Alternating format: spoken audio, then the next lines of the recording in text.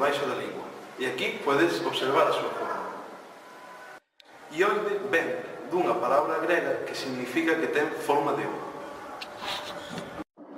Esta palabra úsase na actualidade no eido sanitario, concretamente no ámbito da anatomía.